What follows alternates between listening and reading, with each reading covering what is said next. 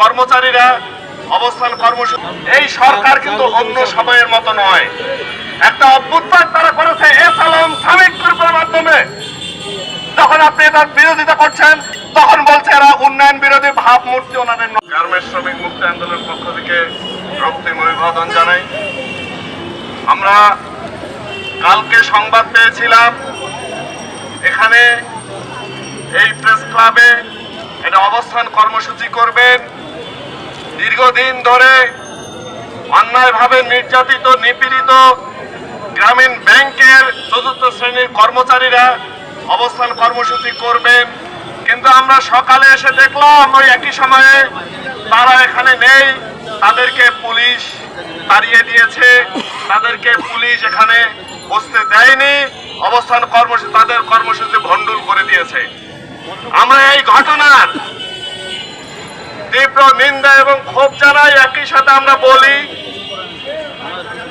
যখন কোন সরকার বাংলাদেশের ইতিহাসে দেখবেন, যখন কোন সরকারকে রক্ষার দায়িত্ব পুলিশ নেয়, সেই সরকারের টিকে থাকাটা মুশকিল হয়ে যায়।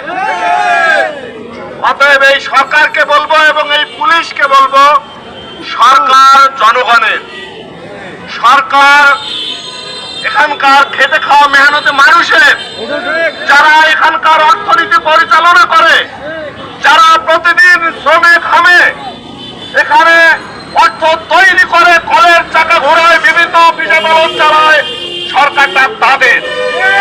আর এবারে যে সরকার আছে এই সরকার কিন্তু অন্য সময়ের মতো নয়। একটা অভ্যুত্থানের পরে এই সরকারে যারা আপনারা আছেন আপনারা কিন্তু দায়িত্ব নিয়েছেন। অতএব অভ্যুত্থানের আকাঙ্ক্ষাগুলো যদি প্রতারণা হয়, প্রতারিত হয়, জনগণ যদি প্রতারিত হয়, তাহলে পরে যদি মনে করেন পুলিশ আপনাদের রক্ষা করবে, তাহলে আপনারা হিসাবটা লিখে রাখেন, পরিণতিটা শেখ হাসিনার কাছাকাছি আপনাদেরও যাচ্ছে। আর যে প্রতিষ্ঠানের কর্মচারীরা এখানে অবস্থান করছে, এই প্রতিষ্ঠানকে আমরা বাংলাদেশের মানুষ দীর্ঘদিন যাবত চিনি। ডক্টর মোহাম্মদ ইউনূস এটার সাথে আছেন, এটা শুরু করেছেন। এই প্রতিষ্ঠানের একজন ঊর্ধ্বতন কর্মকর্তা, এই সরকারের একজন উপদেষ্টা। তাহলে তার নিজের প্রতিষ্ঠানে উনি এতদিন ধরে যে অন্যায় চর্চা করেছেন, সেই প্রতিষ্ঠানকে রেখে এই মানুষ যদি সরকার চালাতে বসে, তাহলে দেশের পরিণতিটা কি হতে পারে সেটা আমাদের একটু ভেবে নিতে হবে। একই সাথে আমরা বলবো, এবং পুলিশ প্রশাসন সহ সরকারের একটা খুব সুন্দর কথা আছে, আগে সরকারগুলো এটা বলতো, ভাবমূর্তি। শেখ হাসিনার ভাবমূর্তি ক্ষুণ্ণ হতো। যখন শ্রমিকরা রাস্তায় দাঁড়িয়ে বেতন চাইতো, তখন তারা বলতো কারখানা থাকবে না, কারখানা পালাই যাবে, বায়ারদের কাছে মুখ দেখানো যাচ্ছে না, ইউরোপে নাকি সমস্ত অর্ডার ক্যান্সেল হয়ে যাচ্ছে, দেশের ভাবমূর্তি নাই। আপনি তখন বলছেন এই লুটপাট বন্ধ করেন, লুটপাট তাদের যে বিভিন্ন সেক্টরে যে লুটপাট তারা করেছে এসালাম শ্রমিক গ্রুপের মাধ্যমে, যখন আপনি এটার বিরোধিতা করছেন তখন বলছে এরা উন্নয়ন বিরোধী ভাবমূর্তি ওনাদের নষ্ট হয়। এই ভাবমূর্তি আমাদের দিয়ে আমাদের পেটে রক্ষা হয় না, সেটা আমরা দেখেছি। অতএব এই ভাবমূর্তি রক্ষার জন্য, সরকারের ভাবমূর্তি রক্ষার জন্য কেউ যদি এখানে এসে থাকেন, কেউ যদি দায়িত্ব নিয়ে থাকেন, তাহলে আমরা ধরে নেব এই যে বায়বীয় কথা ভাবমূর্তি, আপনি অভ্যুত্থানের বিপক্ষে চলে যাচ্ছেন, আপনি জনগণের বিপক্ষে চলে যাচ্ছেন। আমরা জনগণের সাথে থাকতে চাই।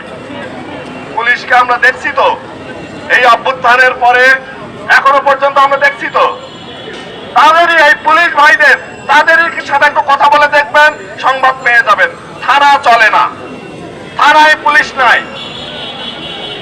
ওই যে আপনার টাঙ্গাইলে বাউলদের একটা অনুষ্ঠান হবে, সেখানে একটা দল গিয়ে বলল আমরা এটা করতে দেব না, ডিসি অনুমতি দিল, আপনারা ডিসি বললেন আপনাদের প্রোগ্রামটা করার দরকার নেই।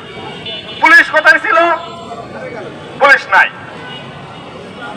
এখানে সেখানে নানা ঘটনা ঘটছে, যেটাকে বলছে মব।